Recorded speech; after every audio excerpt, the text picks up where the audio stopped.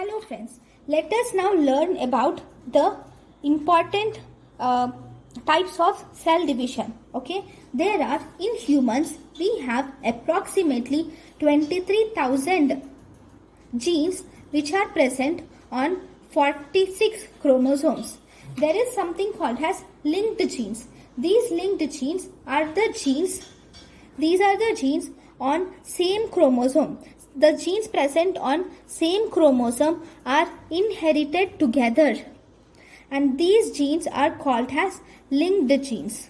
Okay, now in our body we have total 46 chromosomes, and in this 46 chromosomes we have homologous pairs of diploid chromosome. So among these 46 chromosomes we can tell that there are homologous pairs of diploid chromosome. So we have diploid chromosomes are present of that is 23 chromosomes are present. Okay, there can be 23X chromosomes or 23Y chromosomes if it is male, and in female this can be divided into 23X and 23X chromosome, and this X chromosome or this Y chromosomes are called as sex chromosomes. If there is XX, then she is a female, and if there is a combination of XY, then it is male. Right? Now, fine. For this, to understand the division, we need to have small idea about the mitosis and meiosis. So, what is mitosis? Mitosis is a process where one cell divides and gives rise to two daughter cells, and these two daughter cells which are formed are identical to the parent cell, and we have different phases. In the first phase we have prophase.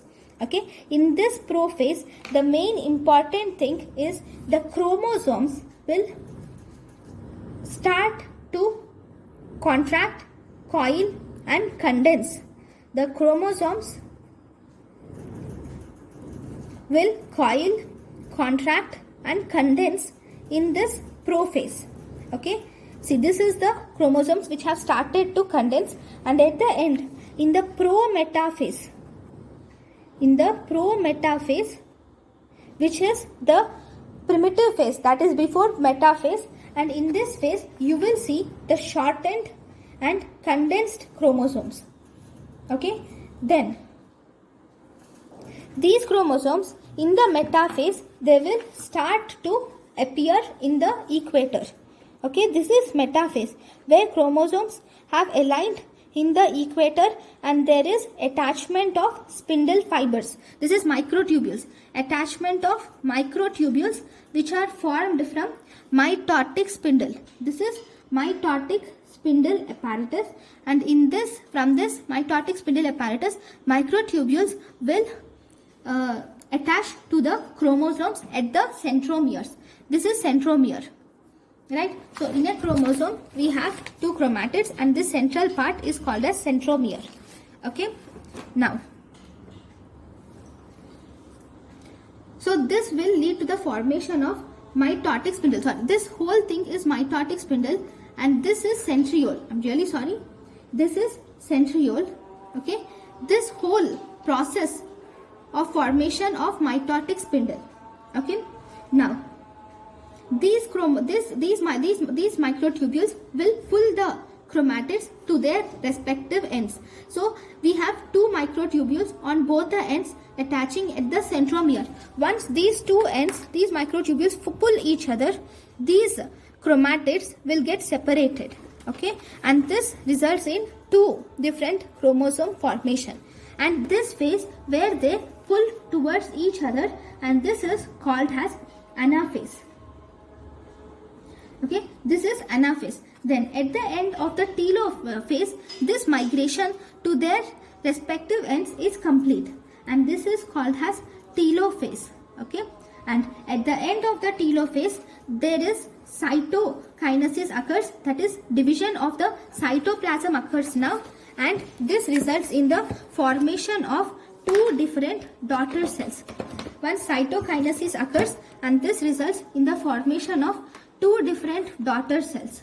okay, which are identical to their parent cell. Okay, so this is about mitosis. We also require one more type of cell division for the understanding the gametogenesis, that is meiosis. What is meiosis? This meiosis occurs in germ cells, and once this meiosis occurs, this results in formation of male and female gametes. Right? Now, what are the main things that occur in meiosis? In meiosis, there is one important thing which is occurring called as synapse. Before going into synapse, first we will see in meiosis we have something called as pairing occurs. In meiosis, we have a process called as pairing which occurs. So, in pairing, two homologous chromosomes. Homologous pairs are those chromosomes which have similar properties. Like I told you that we have 23. See, total there are 46 chromosomes. Among these 46 chromosomes, we have 22 and 22 autosomes, and two sex chromosomes are present. Right? Now, one should be definitely X. Anyways, so these 22 chromosomes are actually pairs. Right? We have these 22 chromosomes are similar. Like 1 to 22, we have one pair, and in the other pair, we have 1 to 22. This first chromosome in first pair and this first chromosome in second pair are homologous to each other. That is, they have similar type of genes which are coding on similar type of proteins, leading to similar phenotypic characteristics. So, these chromosomes are homologous chromosomes. So, this pairing of homologous chromosomes, that is 1 to 1 pairing, second to second, third to third. Similarly, 22nd chromosome pairs with 22nd chromosome occurs except X and Y. There is no X and Y combination, but all the other chromosomes starts to pair.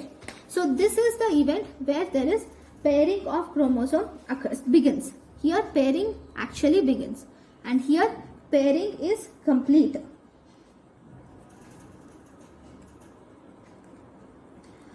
Pairing of chromosomes is complete here. These are homologous pairs.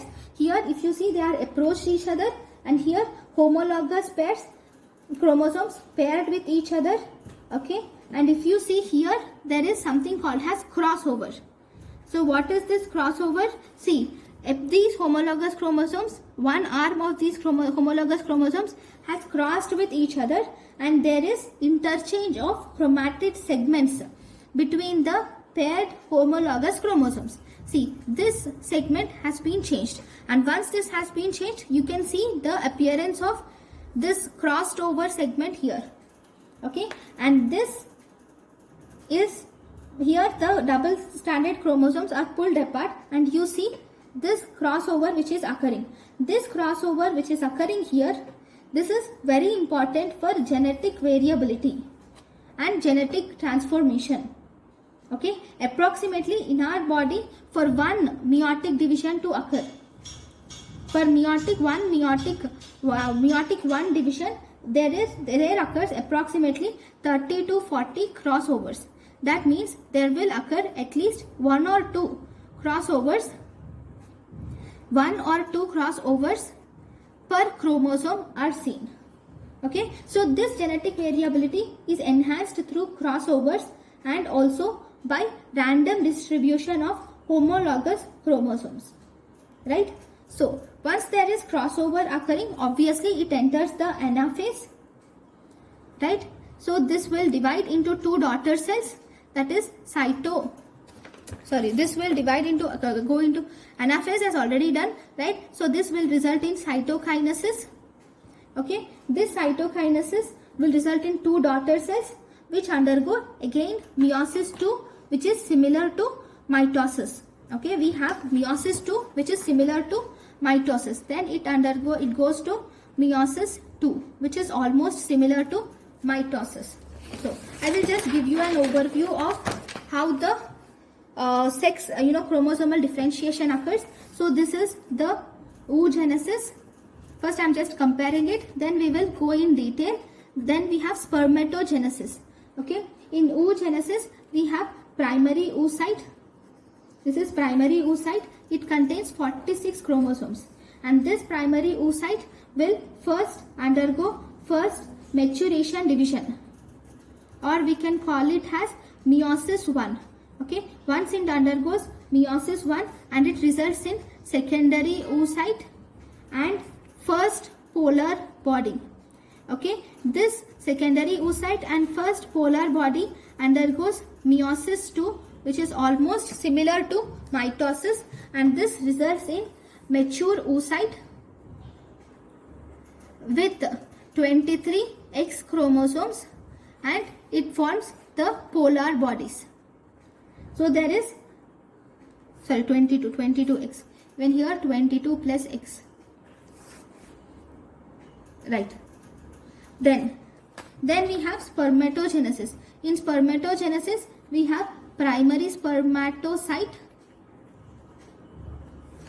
and we have this undergoes meiosis 2 and it forms secondary spermatocyte, which will undergo division to form spermatids. Okay, so this is called as spermatogenesis. Yeah, next. There are one-liners which are important here.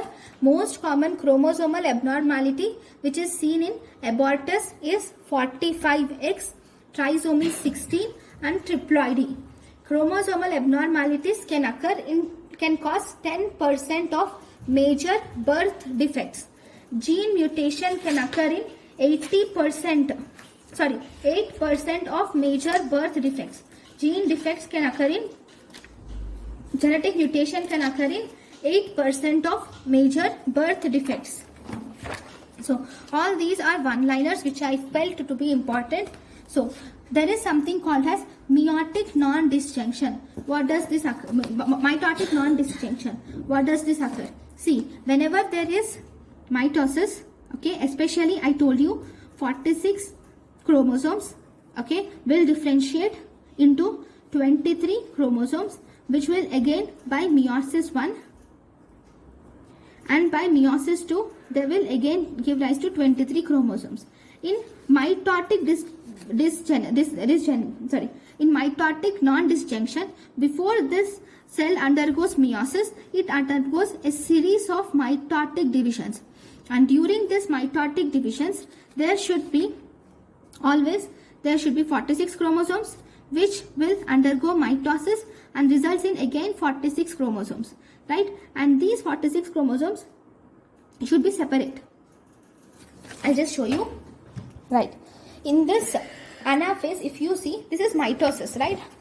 I've explained you just in a minute, previously. In this mitosis we have metaphase. So from the metaphase to anaphase there is separation of daughter chromosomes, right? Here we have two chromatids, here there is separation. If by any chance, if this disjunction or separation does not occur, then we call it as mitotic non-disjunction, and this mitotic non-disjunction will result in mosaicism. So what does this mosaicism means? Mosaicism means some of our cells. See, if for example, I'm just giving an example. So there is Turner syndrome, where there is, in Turner syndrome you can see mosaicism. Okay, in Turner syndrome there is, the defect is XO chromosome, that is we have 45 XO chromosome.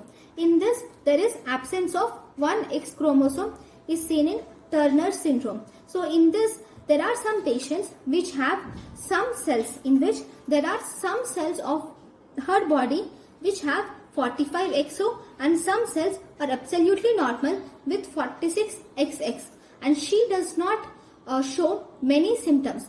She does not manifest many symptoms.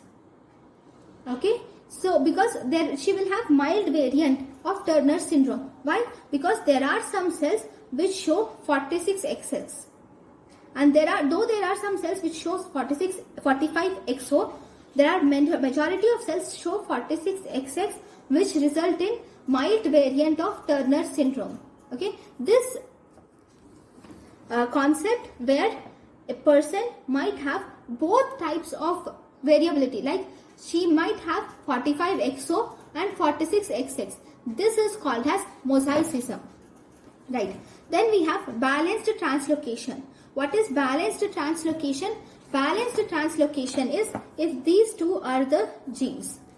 Okay. I'll draw with these. Yeah. This is one gene. Okay. This is one gene. One chromosome. This is chromosome 1. This is chromosome 2. Okay. Oh, I think I should draw with other color. Yeah, I'll use green, which is thicker. Yeah. So this is 1. Okay. Now in balanced translocation, think that there is translocation which has occurred like this.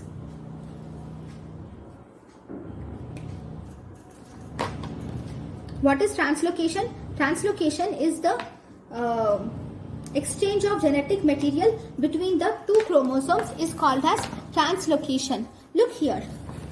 This is the two normal chromosomes which should be like this. But after the division, there is this part of this chromosome, this part has been translocated to this area, whereas this part has attached to this area. See, there is no loss of genetic material at all. There is just exchange of this genetic material. So this exchange of this genetic material is called as translocation because there is no loss of genetic material. This is called as balanced translocation. There is also one more type one more concept which we can call it as unbalanced translocation. In this, I will give you the same example where there are two chromosomes, that is chromosome number 1 and there is chromosome number 2. Now here there is translocation here. Yeah, this translocation, think that it is something like this.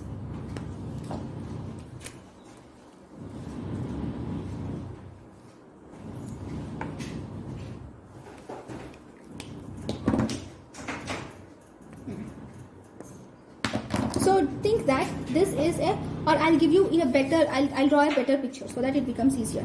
See, this is the centromere, okay, and this is a telophasic chromosome, not telophasic, sorry, I'm sorry, acrosomal chromosome. Yeah, it has, this is an acrosomal chromosome where one part is longer, one arm is longer, whereas the second arm is very short. That is, the centromere is present at just before one end. So this is acrocentric chromosome. Similarly, the next chromosome is also an acrocentric chromosome, similar to it. Now there is translocation where the division has occurred here. Okay, and this division has resulted in combination of two genetic elements, and as a result, this part joined with this bigger part, that is two bigger parts have joined with each other. So these two bigger parts are joined with each other, whereas the smaller parts are again joined with each other, right? Because two bigger parts are joined with each other and smaller parts are joined with each other again, these smaller parts are actually non-viable because of their small amount of chromosome, right? This is viable. So this part is actually lost. And this type of translocation where the part of the chromosomes are lost is called as unbalanced translocation. Unbalanced translocation is seen in Down syndrome. T14 translocation of between 14 and 21 chromosomes. Similarly, we have translocations are common in 13, 14, 15, 21 and 22 chromosomes. Right? So, now let us learn about each syndrome, not in detail, just in short, so that we can understand. I have already told or explained separate classes for each of these syndromes. Please look into those classes for better understanding. But I am giving you an overview here. That's it. So, first syndrome is Down syndrome. Okay, this Down syndrome, it is the main defect in Down syndrome is meiotic non-disjunction, which occurs in 95% of the patients. In 95% of the patients of Down syndrome, there is meiotic non-disjunction. whereas in 75% of the patients with Down syndrome, there is oocyte formation and non-distinction, leading to non-distinction. Okay, in 1 in 22,000 of Down syndrome patients have less than 25 years. In 1 in 2,000 Down syndrome cases occurs when the maternal age is less than 25 years, whereas 1 in 300 Down syndrome babies occur when the maternal age is less than 35 years, whereas 1 in 100 Down syndrome babies occur when the maternal age is less than 40 years. And there are 4% of unbalanced translocation occurs between chromosome 21, 13, 14 and or 21 chromosomes. And there are 1% cases where there is mitotic non-distinction leading to mosaicism. A Down syndrome baby presents with growth retardation, varying degrees of intellectual disability, upward slanting of eyes, epicanthal folds, flat faces, small ears, cardiac defects and hypotonia. Right? There is increased risk of Alzheimer's disease in a patient with Down syndrome. So these are the important points. Please look into my video. So thank you guys for watching my lecture. Thank you.